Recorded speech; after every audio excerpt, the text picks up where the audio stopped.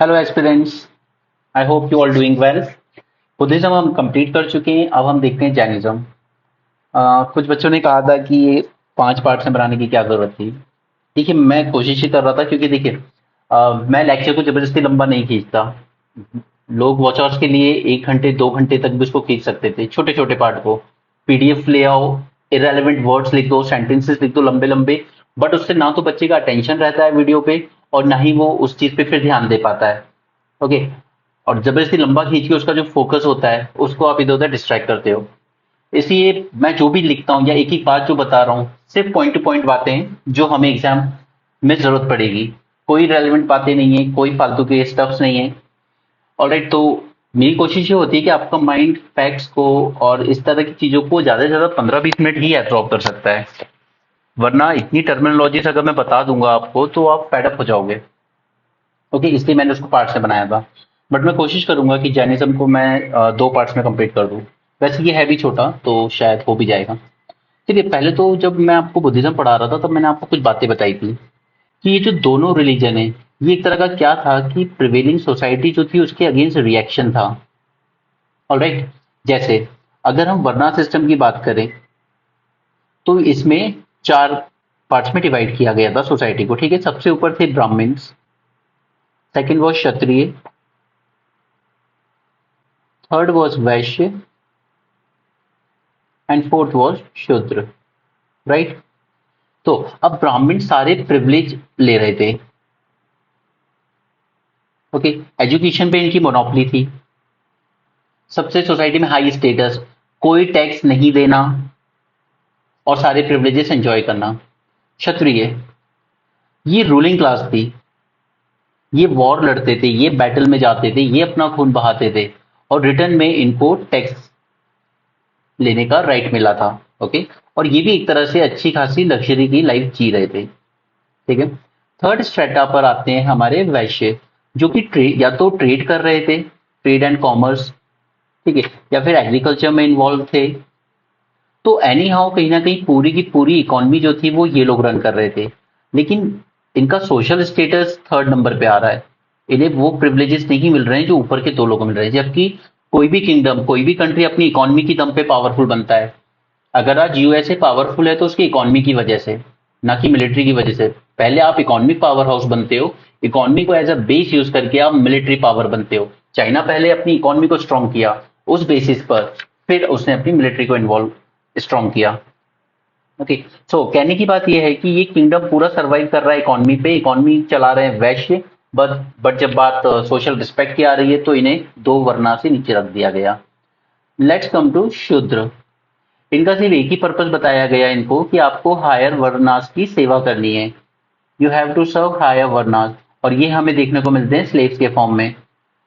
अब ये स्लेव हर तरह के हैं, ये डोमेस्टिक स्लेव्स भी हैं, ये एग्रीकल्चर स्लेव्स भी हैं। ओके। तो इन सब वजह से क्या हो रहा था कि एक सोशल टेंशन क्रिएट हो रहा था सोसाइटी में। मेजोरिटी पॉपुलेशन डिससेटिस्फाइड, ब्राह्मण्स कितने होंगे, 2-3%। क्षत्रिय डिससेटिस्फाइड थे कि वी आर दी रूलर्स, तो फिर भी उसके बाद भी हम लोगों को नीचे रखा गया वर्ण ऑर्डर में। तो आप देखिए कि महावीर जो आ रहे हैं वो क्या है, वो क्षत्रिय क्लैन से आ रहे हैं। उसी तरह गौतम बुद्ध जो आ रहे हैं वो कहां से आ रहे हैं, क्षत्रिय क्लैन से आ रहे हैं। ओके। और इसी डिससेटिस्फैक्शन की वजह से मेजोरिटी जो इस वक्त पावरफुल डायनेस्टीज थी या जो किंग्स आए थे, इन्होंने सपोर्ट किया था या पैट्रोनाइज किया था जैनिज्म एंड बुद्धिज्म को। ऑलराइट, क्लियर है यहां से। इसके बाद अगर आप वैदिक प्रैक्टिसेस को देखें तो वैदिक प्रैक्टिसेस एम्फेसाइज कर रहा है बहुत ज्यादा रिचुअल्स एंड सेरेमनीज पे, रिचुअल्स एंड सेरेमनीज में। ऑलराइट। रिचुअल्स में आप बड़े बड़े हवन करने के बारे में कह रहे हो, राजाओं को करवाने पड़ रहे हैं, जो थोड़ी रिच क्लास है मर्चेंट्स में या एग्रीकल्चर में भी उनको भी हवन करने को कह रहे हैं। उसके बाद फिर आपको बहुत सारा दान देना पड़ता है, ब्राह्मण को दान देना पड़ता है, ओवरऑल भी दान देना पड़ता है, काफी सामग्री यूज होती है हवन वगैरह में। तो राजा लोग तो ठीक है एक बार, क्योंकि उनको तो ये पाठ पढ़ा दिया गया था कि इससे आप चक्रवर्ती बनेंगे। ओके, आपका गौरव बढ़ेगा, सिर्फ इस जन्म में नहीं अगले जन्म में भी आप राजा बनेंगे। और जो रिच क्लास थी उसके लिए ये कहीं ना कहीं बहुत डिससेटिस्फेक्शन बनता जा रहा था कि इतने मेहनत करके पैसा कमाते हैं और फिर रिचुअल्स के नाम पे उसे बर्बाद करते हैं या दान करते हैं। तो ये भी डिससेटिस्फाइड थे। उसके बाद एग्रीकल्चर की बात करें तो एग्रीकल्चर में सबसे इंपॉर्टेंट था यहाँ पर बुल्स एंड कैटल। हमें इन्हीं के थ्रू एग्रीकल्चर हो रहा है ना, बट ये जो रिचुअल्स है ना उसमें ये लोग सैक्रिफाइस करवाते थे, एनिमल सैक्रिफाइसेस। तो इस वजह से भी एग्रीकल्चर करने वाली वैश्य कम्युनिटी इनसे ज्यादा खुश नहीं थी। ऑलराइट, फिर आप देखिए इसी की सब कुछ इनके रिएक्शन में ही आएगा। अगर आप जैनिज्म बुद्धिज्म फिलोसफी देखेंगे ना तो उस वक्त की जो सोशल कंडीशंस थी उनके काउंटर में ही आ रहा है। एग्रीकल्चर में ये लोग सैक्रिफाइस करवा रहे हैं, ठीक है, तो ये दोनों जो आए इन्होंने क्या कहा, non violence, everything has soul. Jainism कहेगा ना कि इवन एक अर्थ वॉर्म के वॉर्म में भी आत्मा होती है, उसे भी मारना नहीं है, non violence, non killing. Alright, वैदिक प्रैक्टिसेस में दोनों कह रहे हैं एकदम सिंपल ऑस्ट्रियर टाइप की लाइफ जिए, एकदम सिंपल लाइफ जियो ऑस्ट्रियर टाइप की, कोई रिचुअल्स, कुछ नहीं कुछ नहीं। ऑलराइट, और जैसे राजाओं को बताया गया कि आप अगले जन्म में राजा बनेंगे, तो इन फिलोसफी ने सीधे सीधे रिजेक्ट ही कर दिया था कि रीबर्थ जैसा कुछ नहीं होता, इन बातों में मत आओ आप। ठीक है, तो ये मैं पहले भी समझा चुका हूँ बुद्धिज्म टाइम पे, मैं सिर्फ आपको एक बार रिवाइज करवा रहा था। अभी हम आगे चलते हैं। अभी मैंने आपको महाजनपद पढ़ाया नहीं है, बट 600 बीसी के अराउंड हमारे पास 16 महाजनपद देखने को मिलेंगे हमें। ओके, जिसमें से सबसे पावरफुल होगा मगध एम्पायर। उसके कई रीजंस हैं, वो सारे रीजंस हम उस वक्त डिस्कस करेंगे, क्योंकि मेंस में ऐसा क्वेश्चन भी पूछा जाता है कि इतने महाजनपद में से मगध ही क्यों सबसे स्ट्रांग बना। उसके बाद लीडर्स भी बहुत स्ट्रांग आए, उसके जो किंग्स थे ना देवर ब्रिलियंट। सो चलिए अब हम शुरू करते हैं। तो पहली बात तो कि महावीर जो है ये 24 तीर्थंकार बने। तीर्थंकार वर्ड जो है इसका मतलब क्या होता है, तीर्थंकार का मतलब होता है एक रिलीजियस टीचर। ऑलराइट, ये बने 24, यानी कि इससे पहले भी 23 रह चुके थे। तो हम 23 में सारे नहीं जानना है, लेकिन हमें कुछ जानना है। जैसे first, first was Rishabh Dev. Alright, ये थे अयोध्या से। सेकंड वॉज अजीत, इसका नाम आगे आएगा जब मैं आपको 6 फिलोसफी पढ़ाऊंगा ना स्कूल्स की, एंड वेरियस हिट्रोडॉक्स सेक्ट्स, तब भी ये नाम आएंगे। तो उसमें मैं आपको इस नाम को दोबारा यूज करूंगा। 22 नंबर के थे नेमी, और 23rd नंबर के थे पार्श्वनाथ। देखिए मैं अभी भी आपसे कह रहा हूं अपने हैंड रिटन बनाते चलिएगा, वरना आप दिक्कत में आएंगे लास्ट में। फिर आपका दिल सच में यही कहेगा कि यार ये अटेम्प्ट स्किप कर देते हैं, अगली बार अच्छे से तैयारी करके देंगे, और वो दिन कभी नहीं आएगा जब आप अच्छे से तैयार हो पाएंगे। आज मेहनत कर लीजिए, आज अपने हाथों को कष्ट दे लीजिए, इसके बहुत अच्छे रिटर्न्स मिलेंगे आपको। अगर मेरी बात पे यकीन नहीं है तो आप अक्षय जैन की वीडियो देख लीजिए, उसने भी बहुत एम्फेसाइज किया है इस चीज को। तो ये पार्श्वनाथ थे बनारस से। ओके, ये भी रॉयल लाइफ से ही आते थे, मतलब क्षत्रिय थे। एंड इन्होंने भी अपना घर वगैरह सब त्याग दिया था। एंड इनकी डेथ हुई थी बंगाल में। बंगाल में एक माउंटेन है सम्मेत, माउंट सम्मेत इन बंगाल, यहाँ पे इनकी डेथ हुई थी। ऑलराइट, अब हम आ जाते हैं 24th number, that is Mahavir. Alright, तो देखिए इनके फादर का नाम था Siddhartha. He was head of Jnatrika clan. ये एक रिपब्लिक थे। ओके, मतलब हमें दो तरह के महाजनपद के टाइम पे हमें कुछ रिपब्लिक्स मिलेंगे, छोटे छोटे किंगडम। तो उसी में से एक था जनत्रिका क्लैन, वहां के हेड थे इनके पिता। ओके, एंड माता जी का नाम था इनकी त्रिशला। अब इनके बारे में जानने वाली बात यह है कि ये बहन थी चेतक की, and Chetak was head of Lichchhavi clan. Just be careful, हाँ ध्यान से सुनिए ये बात। लिच्छवी यानी आज का मिथिला जो नेपाल में है ना, और थोड़ा सा बिहार के पार्ट को मिला के बनता है लिच्छवी, लिच्छवी। अब चेतक की जो डॉटर थी ना, वो, उसकी शादी हुई थी मगध में बिंबिसार से। एंड बिंबिसार एंड इनका बेटा Ajatashatru, they were the first and the greatest ruler of Magadha empire. ठीक है, जिन्होंने मगध को आगे बढ़ाया। तो अब ये देखिए आप कि इन दोनों के बेटे यहां पे होते हैं महावीर। सो इनके माता और पिता ये दोनों तो आ रहे हैं रिपब्लिक, रिपब्लिक स्टेट से, राइट, कोई बड़े एम्पायर या किंगडम से नहीं आ रहे हैं। लेकिन इनडायरेक्टली महावीर रिलेट हो गए ना मगध से, ऑलराइट, तो इस वजह से इनकी एक्सेप्टेंस थोड़ी ज्यादा रहेगी। जब ये कैवल्य प्राप्त करेंगे तब जो किंग्स वगैरह रहेंगे ना, वो इनको थोड़ा ज्यादा पैट्रोनाइज करते हैं, because he was indirectly related with Magadh empire. Clear है इतनी बात? चलिए आगे बढ़ते हैं। नाउ इनका जन्म होता है 540 बीसी। 540 बीसी में इनका जन्म हुआ और इनका नाम रखा गया वर्धमान। वर्धमान का नाम रखा जाता है यहाँ पर, ऑलराइट। फिर 30 साल की एज में, यानी कि 510 में ये अपना घर छोड़ देते हैं। अच्छा, इनकी वाइफ की बात कर लेते हैं पहले। इनकी वाइफ का नाम भी था यशोदा, एंड इनकी एक बेटी होती है, डॉटर, जिसका नाम था अंजा, ऑलराइट। और अगर जानना है तो इनके daughter, I mean sorry, son in law का नाम भी जान लीजिए, जमाली।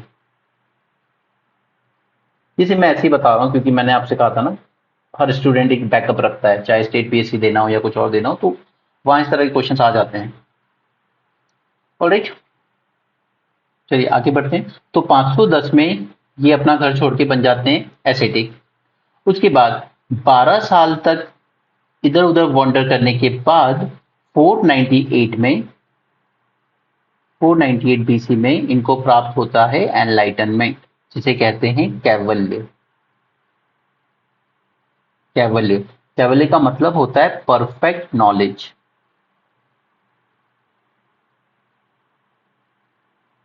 ठीक है यहां तक। एंड इन्हें ये कैवल्य, ये एनलाइटनमेंट प्राप्त हुआ था एक साल ट्री के नीचे, अंडर ए साल ट्री, राइट। अब कैवल्य प्राप्त करने के बाद काफी फॉलोवर्स इनसे अट्रैक्ट होते हैं और उन फॉलोवर्स को कहा जाता है निर्ग्रंथीस। निर्ग्रंथीस का जनरली मीनिंग होता है जिसने कॉन्कर कर लिया हो ऑल बॉन्ड्स को, ये सभी रुकावटों को पार कर लिया हो जिसने, ऑलराइट। और महावीर को हम लोग जितेंद्र भी कहते हैं, जितेंद्रिय। जितेंद्रिय का मतलब जिसने कॉन्कर कर लिया हो अभी अपने सभी सेंसेस को, इसमें वर्ड आ रहा है ना, इंद्रिय, मतलब जो हम लोग इंद्रियों की बात करते हैं, तो जिसने अपने सभी सेंसेस को कॉन्कर कर लिया उन्हें कहते हैं जितेंद्र। ठीक है, यहां तक समझ में आया? आगे बढ़े। फिर 498 में इनको एनलाइटनमेंट मिल गया एंड इसके भी 30 साल बाद 468 बीसी में इनकी डेथ हो जाती है, right, at the age of 72 years. And death इनकी कहां पे होती है? पवापुरी में, जो कि आज बिहार के राजगीर में आता है। तो ये थी बेसिक बातें बुद्ध के बारे में, और सॉरी महावीर के बारे में। यहां तक क्लियर हो गया आपको? तो अब हम आगे बढ़े। चलिए let's move on to next. अब हम देखेंगे इनकी टीचिंग्स एंड प्रिंसिपल्स।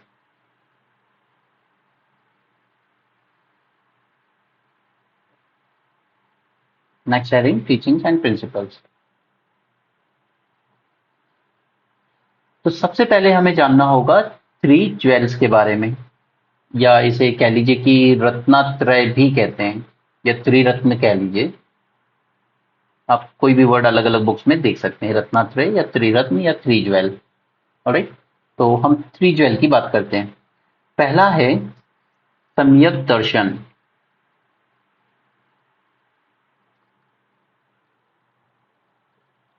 ऑलराइट, सम्यक दर्शन, या कह लीजिए कि फेथ, या किसी बुक में आपको लिबरेशन भी लिखा मिलेगा। इसका मतलब होता है कि आप डिक्लेयर कर रहे हैं that you believe in teaching of Jains, you have believe in teaching of Jain, Jin बोलते हैं, जिना या जैन बोल दीजिए, ओके। सेकंड है हमारा सम्यक जन। जन मतलब ज्ञान, दैट मीन्स नॉलेज। यहाँ पे सम्यक का मतलब है राइट, ओके। तो आपको अब जब इंग्लिश में देखेंगे ना, तो right faith, right knowledge, right conduct, इस तरह के वर्ड्स मिलेंगे, ठीक है। मैं आपको उनके वर्ड्स बता रहा हूँ। सम्यक जन यानी कि राइट नॉलेज। राइट नॉलेज का मतलब है कि आप 3 सवालों के जवाब दीजिए हमें। ऑलराइट, आप 3 सवालों के जवाब दीजिए। पहला, क्या आप गॉड में विश्वास करते हैं? अगर आपका जवाब नो है तो आप जैनिज्म को फॉलो कर सकते हैं। ओके, मतलब गॉड में बिलीव नहीं करते। सेकंड, दूसरा क्वेश्चन, क्या आप मानते हैं कि इस पूरे यूनिवर्स को किसी क्रिएटर ने बनाया है या क्रिएटर चलाता है इसको? अगर आपका जवाब नो है कि नहीं मैं नहीं मानता कि कोई क्रिएटर है, नो, तो आप एक जैन बन सकते हैं। ठीक है। तीसरा, सोल, क्या आप सोल में विश्वास करते हैं, आत्मा में? यदि आपका जवाब यस है कि यस सोल है और हर जीव में, इन ऑल थिंग्स, इवन एक पेड़ पौधे में भी आत्मा है, यस अगर आपका जवाब है तो आप राइट नॉलेज है आपको। ओके, ये 3 कंडीशन सेटिस्फाई होनी चाहिए राइट नॉलेज के लिए। क्लियर है यहां तक? तो अब तीसरा और आखिरी देखते हैं। लास्ट वन इज सम्यक चरित, या कह लीजिए कंडक्ट। ठीक, इसके लिए आपको ऑब्जर्व करने होंगे 5 boards. You have to observe 5 principles. और ये 5 प्रिंसिपल्स कौन से हैं? यहां पर तो मुझे मिल नहीं रहा पेंटागन, तो मैं ऐसे ही बता देता हूं आपको। ये 5 बोर्ड्स क्या होंगे हमारे? देखिए, पहला है अहिंसा, मतलब नॉन वायलेंस। दूसरा है सत्य, ये दो तो गांधी जी ने भी फॉलो किए, सत्य एंड अहिंसा। ओके, सत्य मीन्स नॉन लाइंग, झूठ नहीं बोलना है।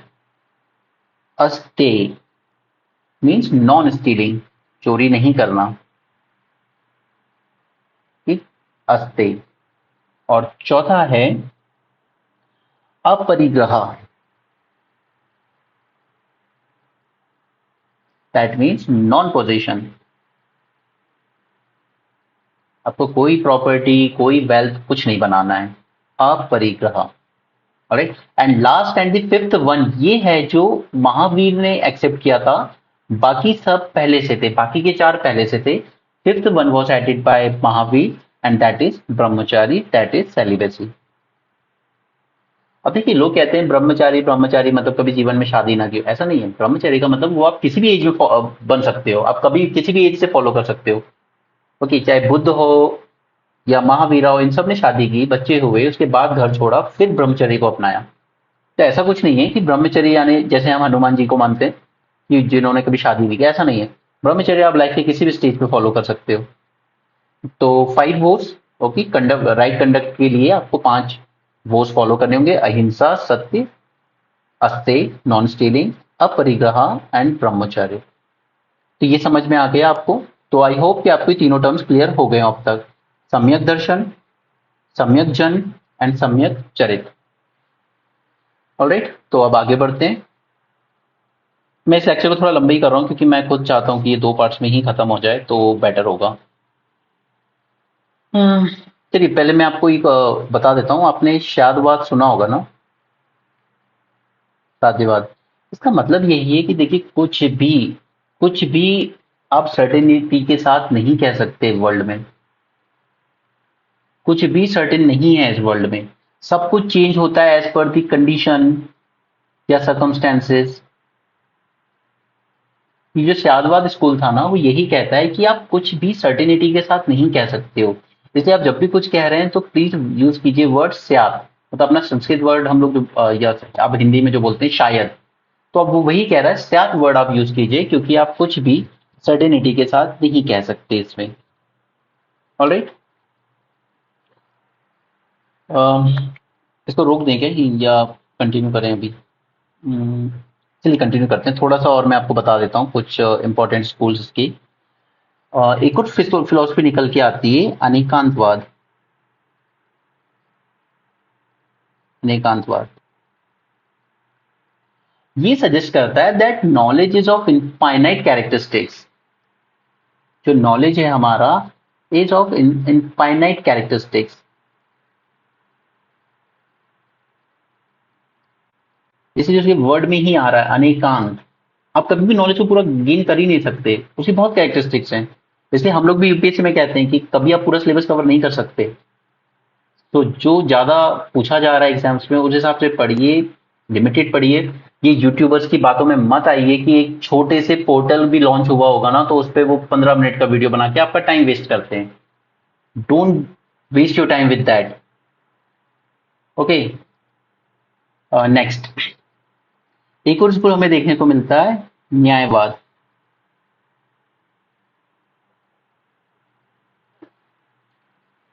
या न्यायवाद का मतलब है कि देखिए हर एक इंडिविजुअल नॉलेज को अपने पॉइंट ऑफ व्यू से जानता है। नॉलेज ऐसा नहीं है कि सबके लिए सेम है। हर एक इंडिविजुअल का नॉलेज के प्रति अपना खुद का एक पॉइंट ऑफ व्यू होगा। जैसे don't take me wrong, but reservation को लेके कुछ लोगों का पर्सपेक्टिव अलग होगा, कुछ लोगों का अलग होगा, राइट। तो हर एक इंडिविजुअल नॉलेज को अपने पॉइंट ऑफ व्यू से देखता है, ये बताता है न्यायवाद। तो उसको न्याय इसलिए कह रहा है कि देखिए हर इंसान अपनी सोच के हिसाब से सही कह रहा है। ओके, तो मैंने आपको यहाँ पे 3 स्कूल ऑफ थॉट बता दिए, शादवाद, अनेकांतवाद एंड न्यायवाद। एक और लास्ट बच जाता है, वो और करते हैं, फिर इस वीडियो को यहीं पे रोकेंगे हम। दूसरा है सप्तभंगी न्याय।